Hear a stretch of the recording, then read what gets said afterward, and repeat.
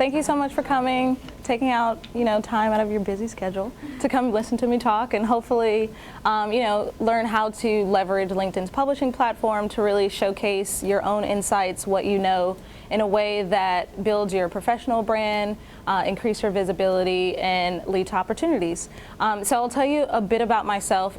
Again, if you have questions, kind of more specific questions about my career path, feel free to ask at the end. But I'm a news editor at LinkedIn. The editorial team is pretty small. We kind of work in our own little space, but I'm based in New York. We have editors, though, in San Francisco, in India, Australia. They're everywhere. But there's about 10 of us. So I joined LinkedIn actually in January, and I oversee our education and also millennial content. And so in doing that, I work a lot with students and universities. I also work with influencers in the education space. Our influencers are some of the world's top business minds, top leaders across various industries. We have people like Hillary Clinton, Richard Branson, Ariana Huffington. So we work with these people and helping them to really spread their insights and expertise on the platform. Prior to joining LinkedIn, I actually worked at the Wall Street Journal, so I come from a news background. I am a journalist. I worked at the Wall Street Journal almost 5 years. I initially started working for the Journal after grad school at CUNY Grad School of Journalism in New York, but I'm from Oakland, from the Bay Area. So anybody from Oakland? So I started working at the Journal, first as a web producer for the Greater New York section right before that section launched. And then after about 2 years, I moved to Hong Kong, where I was an online news editor. And then my job before LinkedIn was a social media editor. So I worked a lot with reporters and editors and helping them to build their professional brand. I worked a lot with storytelling through social media and how people use social media to tell stories. So I was able to contribute to coverage of the missing Malaysia Airlines flight, the Hong Kong protests, Ferguson, because a lot of the protests were happening overnight, which was our morning in Hong Kong. So that's just a little bit about me. If you have more questions, ask at the end. But what I really want to talk about is publishing and using this to really showcase your insights. I'll first start by asking how many of you have a LinkedIn profile? Is this everyone? Almost everyone? Okay. Publishing is definitely a more advanced step, but it's not advanced to where you can't do it. You can easily do it. Have any of you ever published on LinkedIn? This is wonderful. Okay, so after this, be sure to write down the share form because I want to know when you guys publish. But anyway, so what I'm going to do is I'm going to talk about best practices. I'm going to go over some posts that have been written to kind of talk about ideas of things that you might want to share on the platform and kind of what works and also at what we look for as editors when we're looking to promote posts. So first I'm going to show you Pulse. Are all of you familiar with Pulse? All right, so Pulse is our newsreader essentially. I would definitely suggest downloading the Pulse app. There's some changes that are coming to desktop, but the mobile experience is really cool. You're able to really tailor it to your industry or to your interests. But essentially what it does is it sends you third-party news, which is stuff from like the New York Times, BuzzFeed, Vox. It also sends you member posts, so insights from members, the type of stuff that you guys would be writing, and then also posts from our influencers. We have tons of different channels depending on what industry or interest the person wants to follow. So we have things like technology, there's entrepreneurship, there's one for public speaking. We have a number of different channels. But this is just what it looks like. I don't know if it's getting cut off, but there's a bunch of different articles that you can read here. This is just an example of one of our channels. This is our Editor's Picks channel. This is where you'll find some of the best stuff because we pick it. But that's just what this looks like. But again, the mobile experience is really where it's at, and the experience on that is really cool. So before I get to kind of best practices, I want to talk about why you should publish on LinkedIn. Or first, before I get to that, let me show you or talk about two types of publishing. There's long form and short form. Short form is more where you share links, photos, articles. It's kind of like your status update, if you will. And long form is where you really do deep dive into topics. You write about what interests you, your experiences, etc. And that's what I'm going to talk about.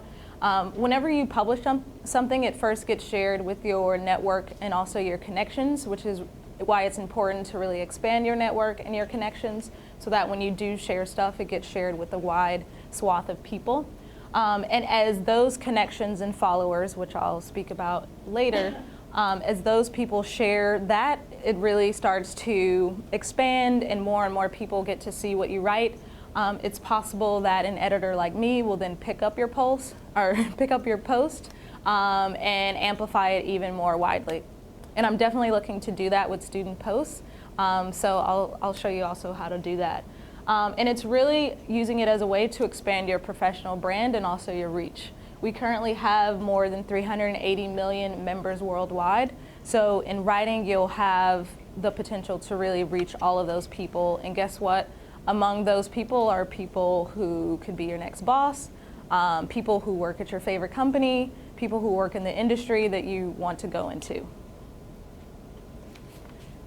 Here are some of the reasons. I mentioned your chance to reach up to 380 million members. It's also a way to, showcase your knowledge, showcase what it is that you're learning in your classes, share your insights and also your unique experiences. It's one way to build influence. I'll go over an example of a student who has been able to do that. And one thing that really sets LinkedIn apart is the comments and the engagement on the platform. People love to comment on LinkedIn, and you'll find that the comments tend to be pretty insightful. They're not like what you would find on something like Facebook or Twitter. So it's a great place where you can share your ideas and really use it as a sounding board. So what I want to do is go through some examples of some posts that have been written, most of them by students. The first one is here. One of the things when you're thinking about what to write on LinkedIn, what works is sharing your unique experiences or experiences that are very personal to you. It's also a great way to stand out to maybe recruiters who might come across your profile, potential employers, etc. So this is a student at Northwestern. She's a journalism student, and she did an internship this summer at Marie Claire. She actually wrote this post as part of her student editorial calendar, which you have a copy of, which I'll go over in a bit. But she talks about why she loved working in a female-dominated workplace, and she wrote about her experience at Marie Claire. And it's just like a straight post, not too long. There's actually no word count on LinkedIn, so you can write as much as you want. We found that posts between about 500 and even 2,000 words work pretty well. So this is just one example of something that you can write about. And what's great about posts like this is she essentially wrote about her experience at her internship, which you can capture in a post. And then when you're interviewing or if someone comes across your profile, they're able to really get a good sense of what you've done. And as you can see, this post did pretty well, over 20,000 views, tons of comments.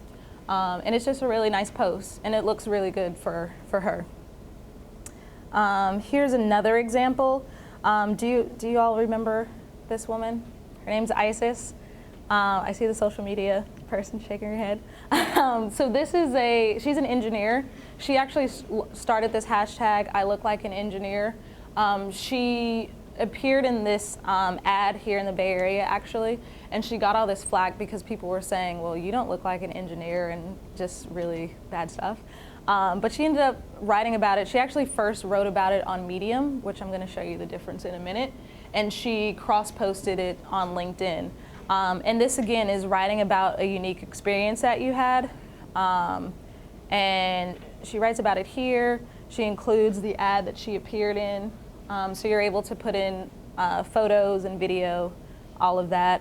And as you can see, the post did extremely well, over 87,000 views, nearly 400 comments. Just to show you the difference, as I said, she posted it on Medium as well. And it did pretty well on Medium. Do any of you publish on Medium now? One? Okay. This is good. This post, let's see. It's like 2,000 likes, 103 comments. So much more engagement on LinkedIn. Definitely reached a wider swath of people. So one of the things that you want to think about when you're publishing is if you do have your own personal blog, or even if you write somewhere else, it's definitely a good idea to cross-post some of those things onto LinkedIn where it makes sense, and really, take the opportunity to expose it to more people. This next example is sort of when you're thinking about what to publish as well. Sorry, let me scroll down. Here we go. It's a great idea to take your knowledge, your expertise, your interests, and write about those things while also showcasing your perspectives or analyzing something. In this case, this was a student at Brown University. He is a total Reddit geek. He loves Reddit, or he used to love Reddit. So what happened at Reddit was there was this whole fiasco where they fired the woman who was over the AMAs. Do you all know what that is? Does anyone not know what that is? Okay, perfect. So they fired that lady, and there was this whole uproar on the platform, and it basically led to some changes at Reddit, and eventually the CEO resigned because of it. So this student who was totally into Reddit wrote about it. So he analyzed what happened. He splits it up really nicely. So he says what happened. He goes over what led to this. So these are the moderators. And he kind of walks you through how it happened. And then he says how he felt about it. This is a really good example of organizing your thoughts. If you don't want to put it into kind of buckets like this, you don't have to, but when you're thinking about what to write, it's a great idea to take your knowledge or your interests and write about it. Here's another example here. The LA Times had hired a journalist to cover Black Twitter, and so this student wrote about what he thought about that hire and why he's pessimistic about it. And again, these posted really well. I mentioned this before about cross-posting, but another thing to keep in mind is to make the most of the assignments that you're doing. So you're probably writing for classes that you're in or working on projects that you could write about. So in this case, this was a design student, and this was her senior thesis, and she had created this collection that she showed in Hong Kong. And so this post is all about her thesis. She has photos from that show, really nice. She walks you through her process, the design process. She has all these incredible pictures, and it basically outlines her project. And this is something that you can easily do. Take the assignments that you're working on and repurpose them and write about them for LinkedIn.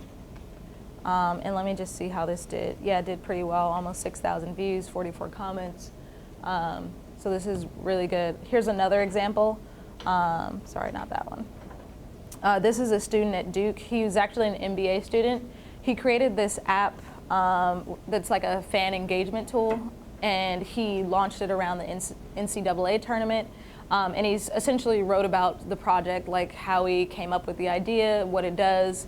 So if you're working on any projects for any of your classes, even if it's in a team, it's a good idea to write about those things. And again, if a recruiter or someone comes across your profile, this is just a really unique way to talk about things that you're working on in class that could be beneficial to your next job. Just to give you an idea of some other types of posts that show up on LinkedIn, this is a JD student who had written an open letter to President Obama. It was essentially about just student loans, and I'm sure many of us are saddled with those, including me.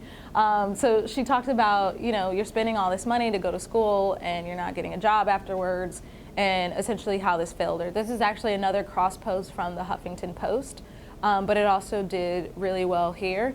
And she actually heard back from Obama, so she updated it. The president has responded. He sent her a letter. I can't say that he came across this post on LinkedIn, but I'd like to think that it helped. So this is just, another example of the things that you can write about. It's also a great idea to pull from the headlines. So are any of you fans of, so you all know what this is. So it's kind of like, any fans of SVU? Yeah, all right, my girl. So SVU always pulls their storylines from what's happening in the news. So when you're thinking about what to write, pretty much do the same thing. So take what's being talked about in the news, anything that's timely or that's trending, and just write about it, particularly if it fits with your area of study.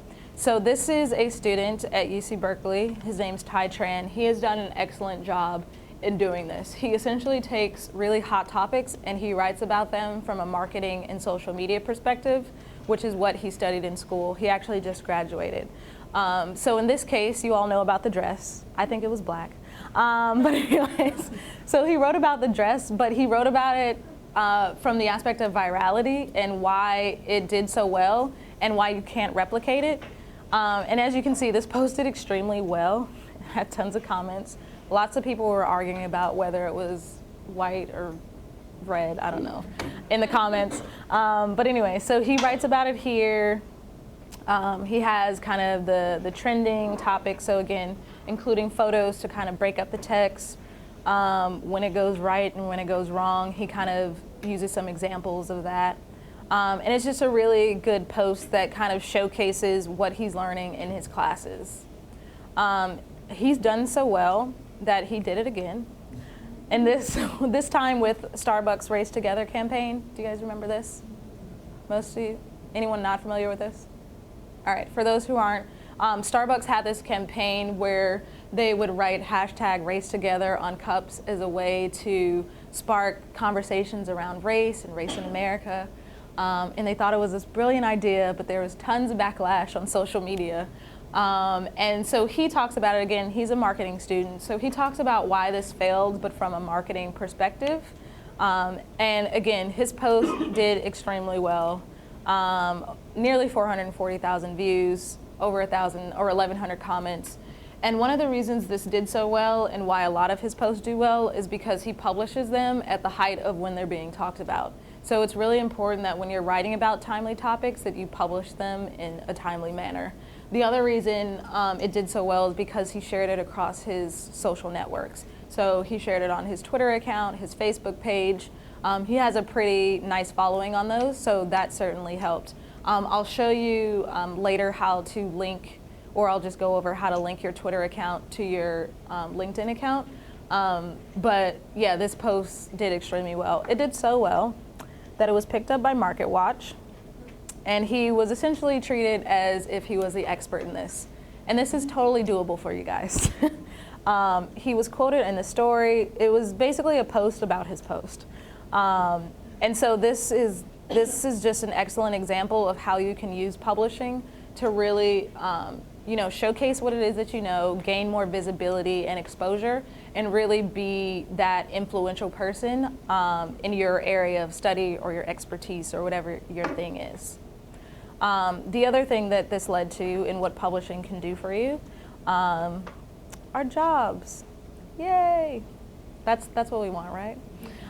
So in this case, not only did he have the skills, of course, to land this job at Apple, but he actually met his boss via LinkedIn, and it was, he says, because of his presence on the platform and also his publishing. Because of his publishing, not only did he land this job at Apple, but he's been invited to write for Social Media Today, for Fortune. So it's really led to a lot of opportunities for him, and we've seen that with other members and also students. There's another student who I worked with who was invited to sit on a panel, for instance. So this is all about really building your professional brand and being that go-to person for whatever it is that you're interested in or your expertise. One thing I want to show you before we go is I had mentioned that when a recruiter comes across your page, whenever you publish, so on your LinkedIn profile, this is Ty's, for example, anything that you publish shows up right here at the top, even above your summary. So when people come to your page, this is one of the first things that they're going to see. Anytime you publish, if I click on this See More, you get a link that you can then share out that links to all the posts that you've written. And there's Ty again writing about stuff that's happening in social media. So that's one thing to keep in mind, and this is something easily shareable. I mentioned followers earlier, but once you publish your first post, it enables people to then follow you. So they don't connect with you. The difference is that when you do publish your next post, they'll get a notification saying, so-and-so just published, and then it will have the headline to your post. So that's how followers work. And of course, the more you publish, the more followers you can gain. I wanted to show you so you guys have a copy of the editorial topics, but when thinking of the things that I just went over are certainly stuff that will make you stand out and will catch the attention of an editor like me. This is also another really easy way to get the attention of editors, including myself.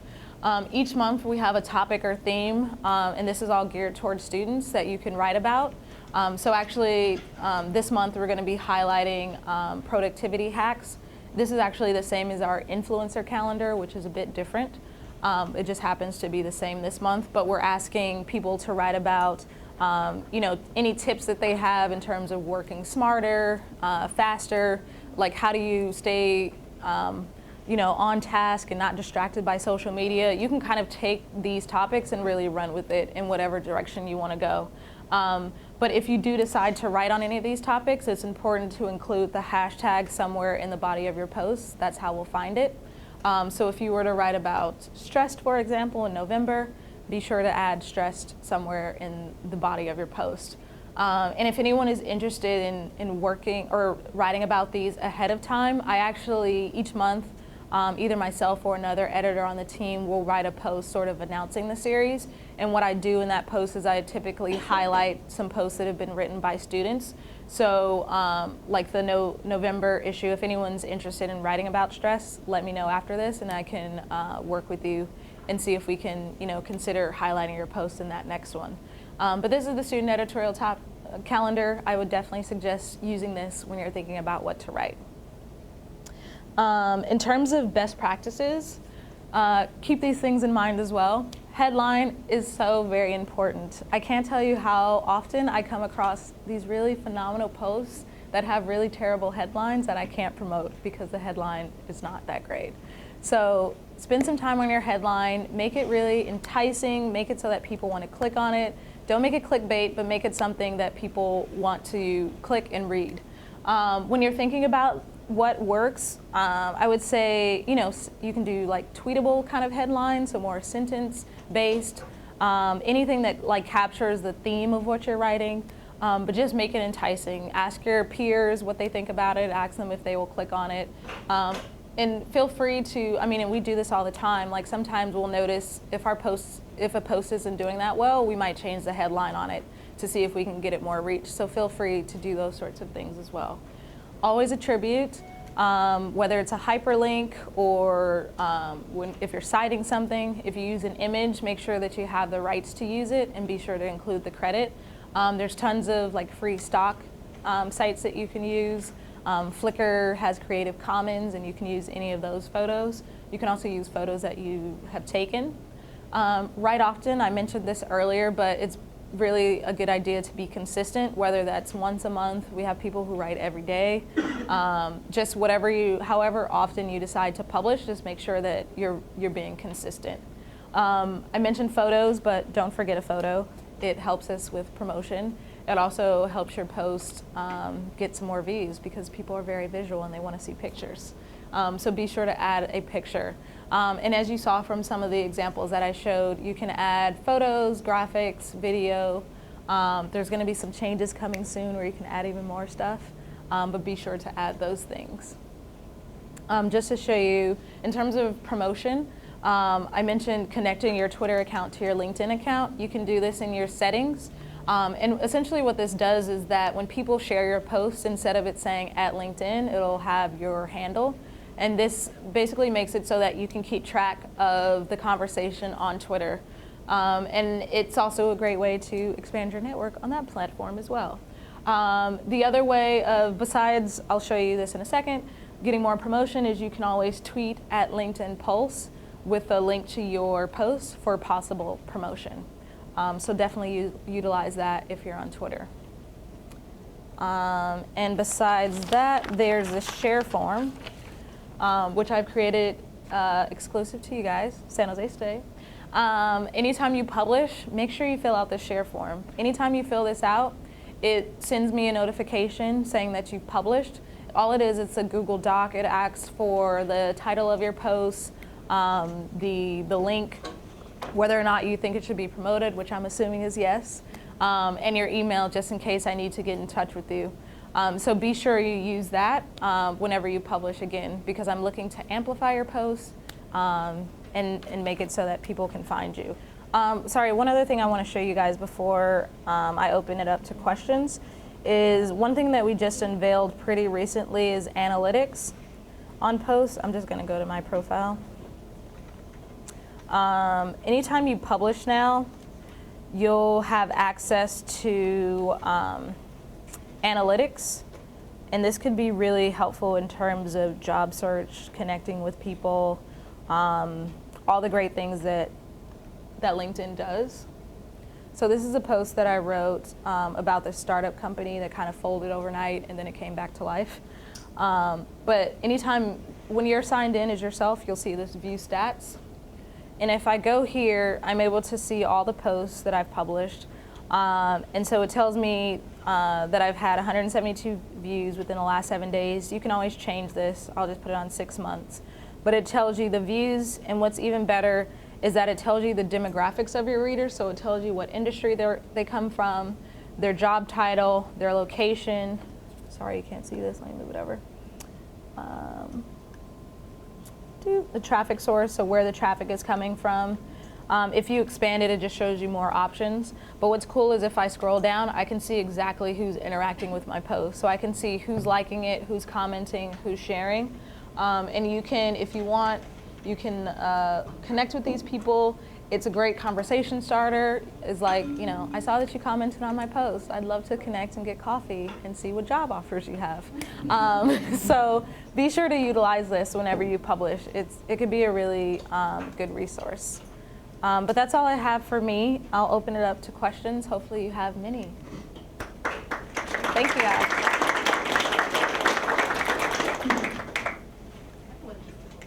Yes. This is all available through the regular account. They don't need to be on premium or anything. Nope. All of this is available to you. People don't even need a LinkedIn account in order to see things that you publish. It shows up in Google. It's SEO friendly. So, but in order to publish, you do need a LinkedIn account, which all of you have, so you'll be fine. Yes. So if you're publishing, because you said that we should be publishing and writing stuff about like our internships and our experiences. Yeah. Is it smart to, or can we like change the name of the company, like just like make up one, or like use like a word and change people's names so we don't like? The only way as a journalist, the only way I would do that, well, I wouldn't do that, but if you wanted to do that, I would make it clear in the post that you're doing that, so that it's not obvious. Is it not a good idea to do that? Just like privacy reasons, or? I don't think so, but that's the journalist in me speaking. I would just not write about it. But if you want to, I would just say, just be transparent when you do that. So just say, you know, names changed to protect the innocent, or whatever you decide to write. But yeah, that's what I would do. Otherwise, I mean, definitely check with your company. I know that not every company is gung-ho about people writing about it, although it's 2015 and I don't understand that. I have found that, like when we launched that internship series, I found that a lot of the interns who did write for that topic, their post was shared like throughout the company loved it, their boss loved it, because it makes them look great. So I think it behooves you to write about it and for also the company to support it. So yeah, but just always check. Better safe than sorry. Yes. Is there a tutorial for formatting your posts through the LinkedIn platform, or is that something you just got to play around with? Formatting is however you want to do it, honestly. So you can just do like a straight post. I suggest when you, in terms of formatting, split up the paragraphs. It just makes it easier to read. Don't be afraid of like bullet points or subsections, because that also makes it easier to read and easily scannable, which is how a lot of people read these days. But you can really format it any way that you want. Yes? What did you write about that jump-started your publicity? What did I write about? Now I'm on the spot. Well, I don't write as much as I used to. When I worked on, I don't know, I think working at the Journal helped. I have a verified account on Twitter, I guess that helps. When I was writing, I did a lot of real estate coverage, so I don't know how much that helped me, but people liked it. I worked on a very popular series at the Journal. It was the House of the Day. I don't know if anyone's heard of it, but it's basically house porn. That's all it is. And we interview all these crazy rich people with really nice houses. But I don't know that there's one thing that, like that Zurchel post that I pulled up, that did really well. Mainly because I wrote about it again at the time that it was going on. I had actually interviewed the founder of that company, so I had reached out to her to give me some information that wasn't published elsewhere, so that helped. But yeah, does that answer your question? Okay, sorry. Yep. So from an analytics standpoint, is there a way that you make your post with a certain target audience? So for instance, like, here's a different major, right? So yeah. Trying to target individuals that are engineering versus psychology. Is there a way of doing that? You can't do that. The way that you do that is it's shared with your connections and your followers. So if your connections and followers are full of engineers, then that's the audience that it will be shared with. Depending on, like if you fill out this share form and I get a notification and I decide that this is something that I want to either amplify more widely or to put in a relevant channel. If you had written about engineering, we have a software engineering channel. And ideally the people who follow that are people who are either interested in software engineering or who work in software engineering. So ideally it would reach the audience. That's one of the things that sets LinkedIn Pulse apart, which is why I tell you guys to download the app. It's very targeted. So although you can't target it, it's the content that's on there is targeted to you. Real quick follow-up. Yep. So what if you want to write posts that are outside of your current, let's say, audience of people, like your current network? How would you do that? I'm all about it. I would just say do it. Yeah, definitely. I mean, definitely, like with the example that I pulled up earlier, Ty Tran, the marketing student, all he writes about is marketing and social media, which is pretty wide. And it served him well, but I don't think that there's a problem with expanding what you write about and writing about different things. I've seen people be successful at that as well. I think it just depends on you and what you're trying to do or accomplish with publishing. So I would say decide that first before you decide on what to write. Yep.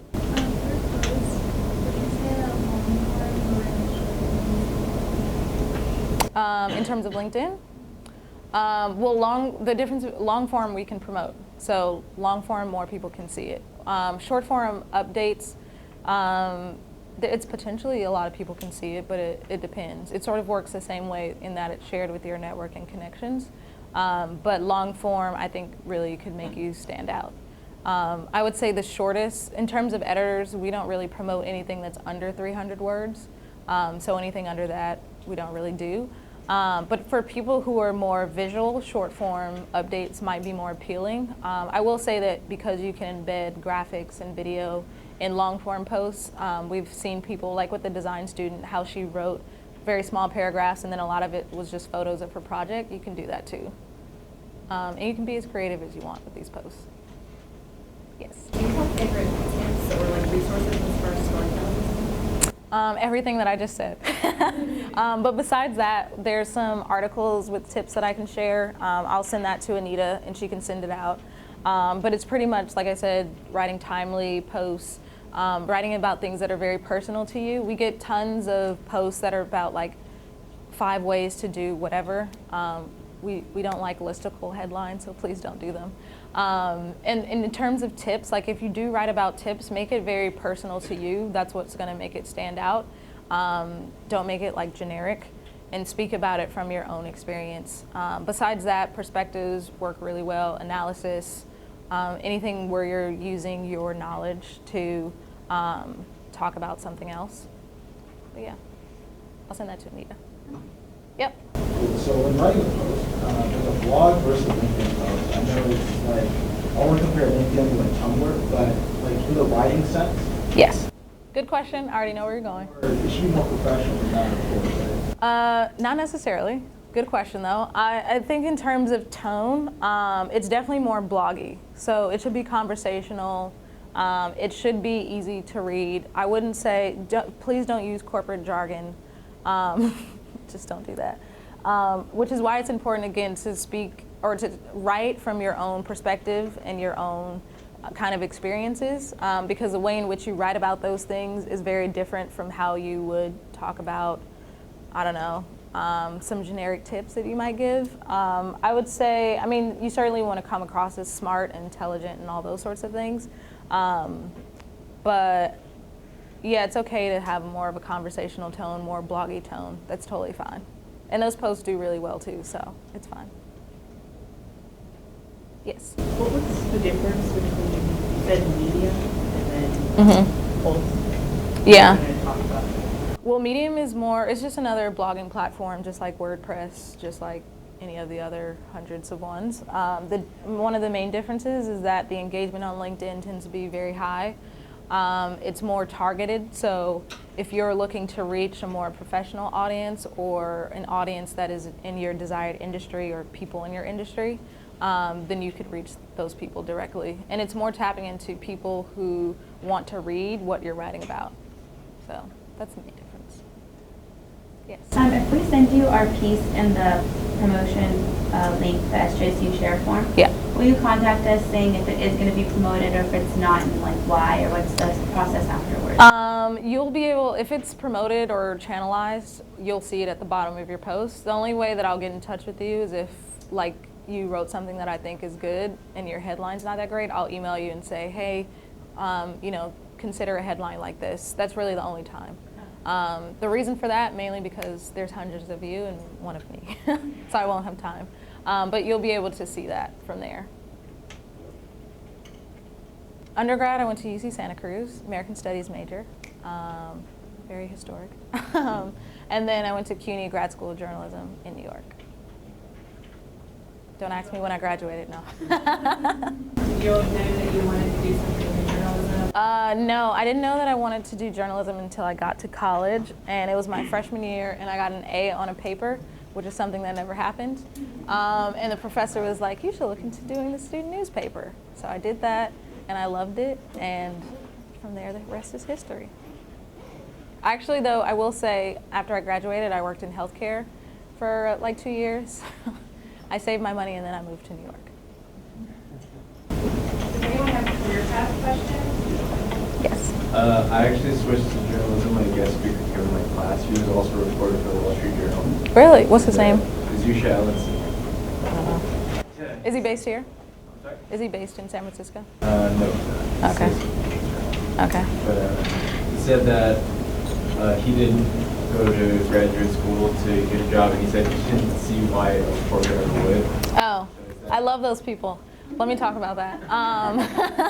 Yeah, so for some people, that's totally fine. For me, because I was coming, well, one, I was working in healthcare. I knew I wanted to be a journalist, but I had absolutely no experience. I had written for like blogs, and I think I had an article once in Contra Costa Times, but I really didn't have any experience. So for me, grad school was it.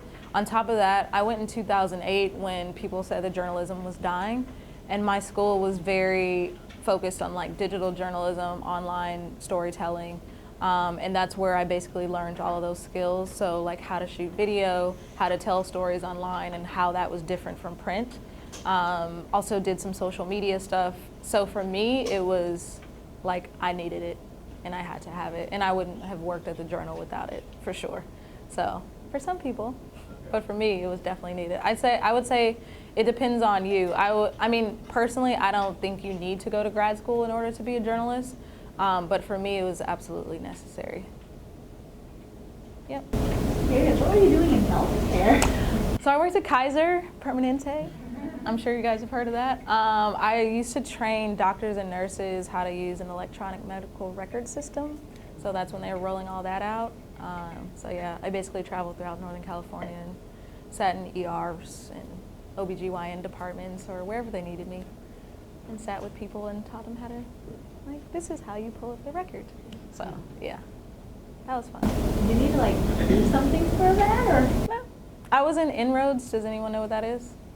It was this program that basically took like students of color and hooked them up with Fortune 500 companies. It was very finance focused, but I always wanted to do journalism, so I did like communications internships. And that was just where I had already been working at Kaiser, and they offered me a job, so I took it. Yes. What's your favorite part of your job?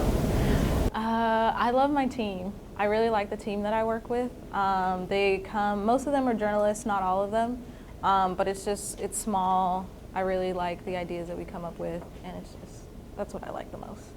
And the perks aren't bad, so. For students who are aspiring to pursue a career in comms in general, because I know that there's a lot of different Yeah. here today, based on the work that you're seeing and the movement to more of the digital storytelling, what That's where it's can at. they get? What top 3 skills do they need to master now before they graduate?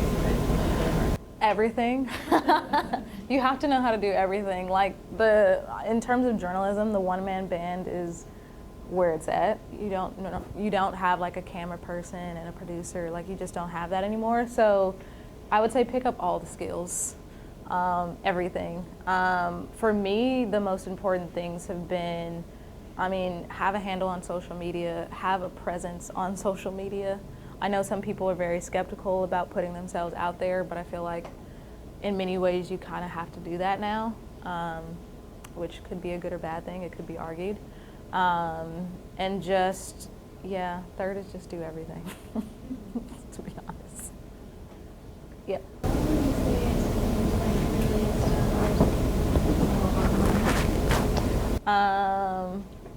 It takes time. To be completely honest, when I started as a social media editor, I had like 600 followers on Twitter. And the reason for that was because I actually got a Twitter account in grad school right after it launched. So had I stuck with it and realized the power of it, I could have had a much bigger presence on there. But I just hated Twitter and I didn't get it. I love it now. But yeah, it just takes time, and consistency is really the most important thing. I think whether it's LinkedIn, whether it's Twitter, the more consistent you are, the more likely it is that you'll gain a following. I think that's first and foremost. And engagement. It's Sorry. kind of related to what someone asked earlier about changing like names and stuff. Yeah. Well, when you publish on LinkedIn, it'll be about your full name, because that's how you sign up on LinkedIn. Yeah. I mean, would you recommend like sticking with that name, or if you have like an alias or something? Because what if you have Be you. Be you. What if you had a presence on like you said, Twitter or Tumblr, and you have an alias, and you've been writing posts and such like that under that name? I guess just be a ghostwriter. Don't be, I don't know. Yeah, just be you. That's all I can say. I will say, kind of related to that maybe is, and I don't even know how related this is, but like your name, let me just go back here.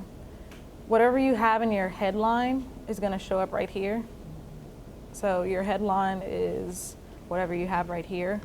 So that doesn't necessarily have to be, I don't know. It doesn't have to be any one particular thing. It should be something that captures you. Some people get a bit like more fun with it or more fancy. But yeah, be you. That's my advice. Any other questions? All of you guys are going to publish now and share it with me so I can read it and amplify it? Okay, great. Thank you guys so much for coming today. I really appreciate it.